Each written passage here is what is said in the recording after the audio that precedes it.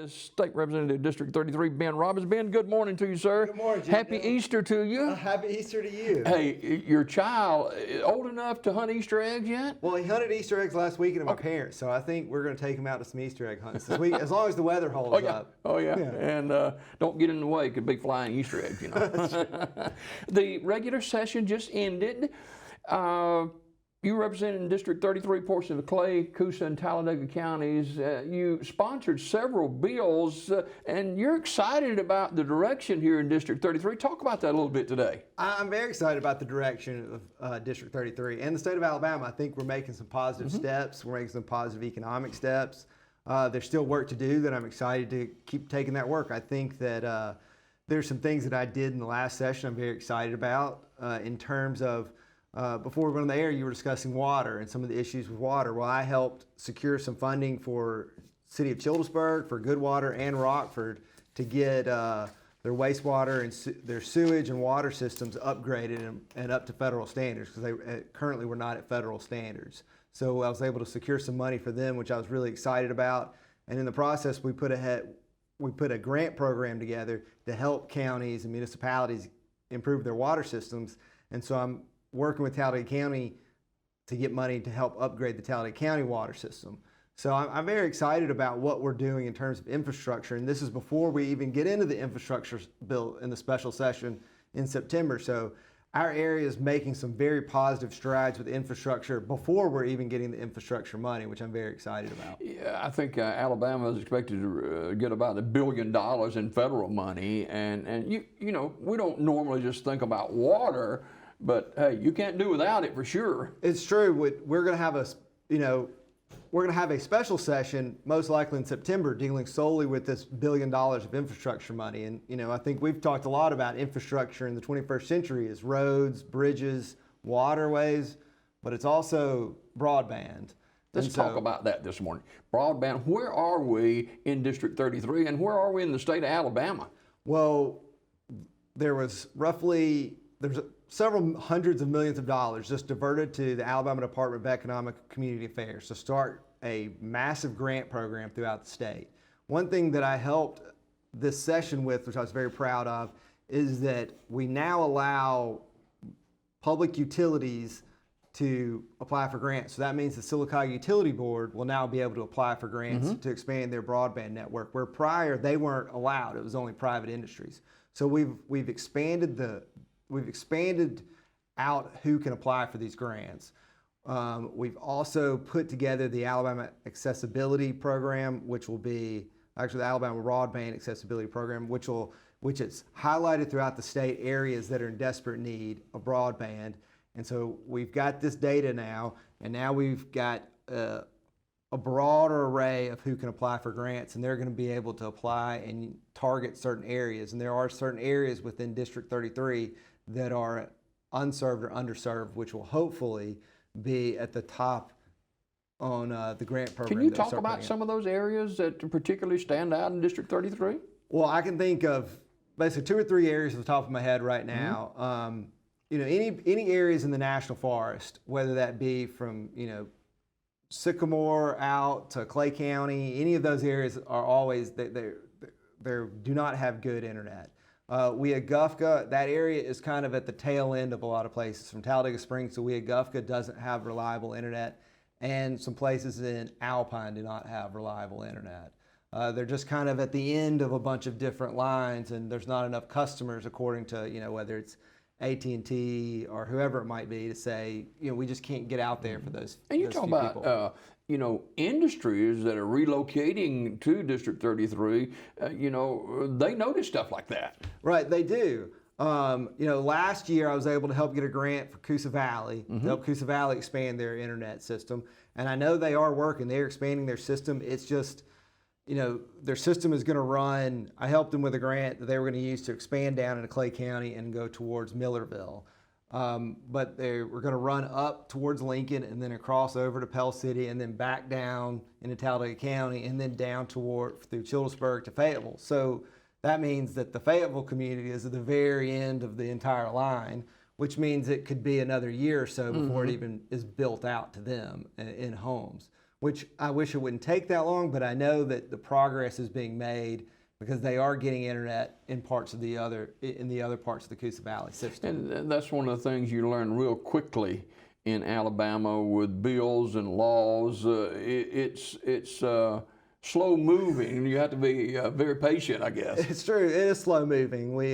But at the same time, I'd say don't mistake our slow moving and slow accents to mean that we're not slow. Right. We can move quick and keep up with anybody, I think. No doubt about it. Other bills you introduced in the regular session, I've here just ended just a week or so ago that you're proud of and look forward to working further. Well, the one thing that I think was the biggest accomplishment that I was able to do this last session was I sponsored a bill for Coosa County for Forever Wild. I'm sure everyone in Coosa County is familiar with this, but in Talladega County, I'm not sure how familiar you are, is that with Forever Wild, it's a land conservation program that the state operates. Well, when the land is titled to Forever Wild, it goes off the tax rolls because it's government-owned land. Well, what's happened is it's taken such a hit to the Coosa County property tax revenue that they have lost $45,000, $50,000 a year. That they can't afford to lose. They can't afford to lose. So I sponsored a bill, and at the very last day of the session, we were able to get a deal worked out with Forever Wild, where Forever Wild will start paying property taxes. Not just to Coosa County, but every county throughout the state that has Forever Wild land. So to me, I promised I was going to work for rural districts and rural people, and I was very proud that I was able to make a substantial impact for all the rural counties in the state that have lost this tax revenue. Since 2008, Coosa County had lost over $670,000. Oh, wow. So we're putting an end to that's been discussed for over 10 years and how to address this, and we were able to get something worked out and done. So I'm very excited for the people of Coosa County that's $45,000 they didn't have before. Staying in Coosa County, the announcement made last year, I think, of new business coming in there. Right, and next week, next Tuesday in Kellyton, there's going to be a groundbreaking ceremony. The governor will be there, Congressman Rogers will be there, a lot of dignitaries will be there because they're breaking ground to start construction of the facility. Westwater is in Kellyton, so we're talking about it'll be the largest employer in Coosa County, and it'll be, average wage of $20 an hour plus. So it'll be a very good, very substantial impact to Coosa County. Statewide, and of course, Ben Robbins, our guest this morning in District 33, state resident, done a fantastic job, and he hit the ground running.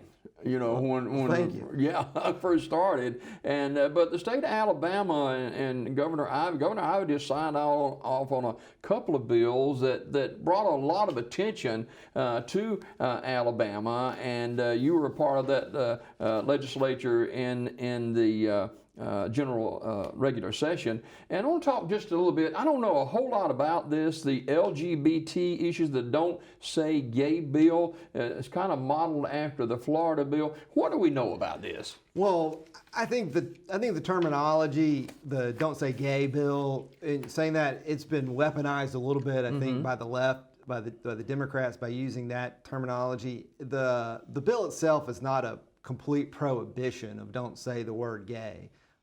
What it was is that just like we do with math and we do with science and we do with any other subject matter, we say there should be standards that should be taught.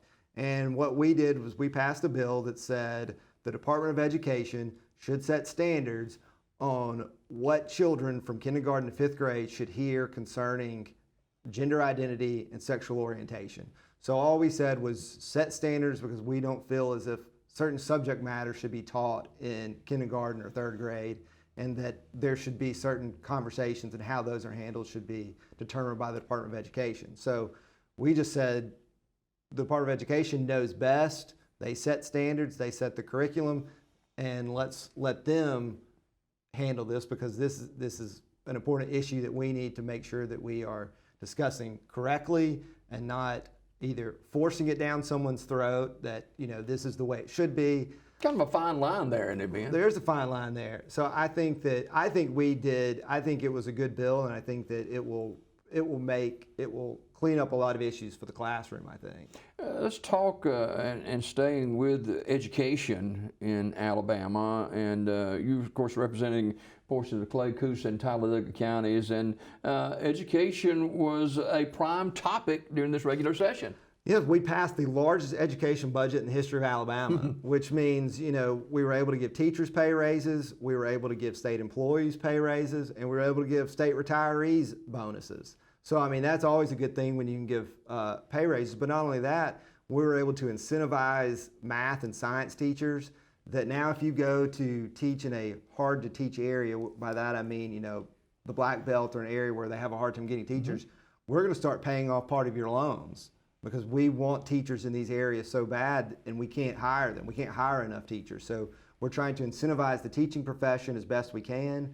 And I mean, we've made a lot of positive changes for education. And I think the Numeracy Act, which is what we passed, which said you have to reach certain standards in math by the 3rd grade, which is counting to 100 by 10 and other things that seem basic that we weren't accomplishing. We had fallen to 52nd in the state in math. Oh, wow. In the country. I mean, we were behind Puerto Rico and Guam even in our math standards. So we made a serious effort to say we've got to address what's going on with our math in the state. Ben Robbins, our guest this morning, being District 33 State Representative, portions of Clay, Coosa, and Talladega counties. And immediately after the session, maybe a couple of days after the regular session, you were quoted as saying, "Hey, I'm proud of what we've been able to accomplish," and some bills that you introduced into the legislature, and we continue. It's progress surely made. It is progress surely made. I think that we're taking steps every day. And I continue to work every day on the East Alabama Rural Innovation and Training Hub, EARTH. I continue to make partners and connections there. And for everyone, so you know that this summer there will be trucks out there cleaning that site. There was, we've had the phase 2 environmental study done, and that came back with a higher level of arsenic than normal, but that's been cleared up. And so now it's just going through the state bid process, which has to be open bidding. And so at this point, we will have the trucks out there this summer, June or July, and that site will be cleaned up. And then it'll be building from there. And so I'm excited about getting partners together and getting that going. Litter in Alabama, not just District 33, but statewide, we continue to grapple with this. We do continue to grapple with this. I actually had a bill this session that was focused on recycling and kind of incentivizing recycling. And in that, there was going to be a component of a grant program it was going to raise some revenue, and it was going to have a grant program for litter pickup. And it was going to try to help people in all of these communities throughout the state that have this major problem with litter, giving those communities resources to pick up the litter. Because, I mean, we don't have enough. I think that all the volunteers throughout the city of Sylacauga and Childersburg that are picking up litter, it's amazing, but a lot of communities don't have these individuals that care enough to do that. And even in this community, they can't keep it all up. So there needs to be some funding given to that to help clean this issue up. I know senior citizens are close to your heart. Right. And you work very hard to try to make sure the seniors in District 33 are not left out. Right. I mean, I think that when we talk about broadband, I know it doesn't seem like a senior issue, but I think it's very important for broadband, for seniors to have broadband as more the difficulty in transportation, that we also passed a bill to expand and allow more telehealth in the state. Well, telehealth's only good if you have broadband. And for a senior citizen, the idea of not having to get in a car, and if it's a specialist and have to drive to Birmingham, they could do their telehealth right in Talladega Springs instead of having to get in the car and drive over an hour. So I think access to health care is vital, and that's something that I'm really passionate about for our seniors. Our roads and bridges continue to be a concern, and that's something that is never ending, I guess. That's a never ending problem because, I'm sure you'll see the signs for the Build Back Better, this road's been paved, but as soon as you're paving that road, there's another road further down that hadn't been paved in years, and you get to that one, and it's a never ending problem. But I'm hoping that with this infrastructure, with our special session concerning the infrastructure money in September, we will be able to even further address some of these problems and put in some new roads that are desperately needed throughout the state. Now, we've talked about a lot of different items this morning. If there's something that I've missed that you want to share this morning, go ahead and throw it out there. Well, I really wanted to address the Coosa County issue and the additional revenue. I'm glad we were able to discuss that. I just think that, like I said, we've made a lot of positive steps. We are going to continue to work to clean up the Avondale Mill site, and that will happen. I'm excited about that. I think that... Is there a window for that as far Well, as... in June or July is when we're going to have trucks out there cleaning up. I'm not in the construction field. I don't know how long it'll take them to actually haul all the concrete off and clean it up, but we'll start in June or July cleaning it up.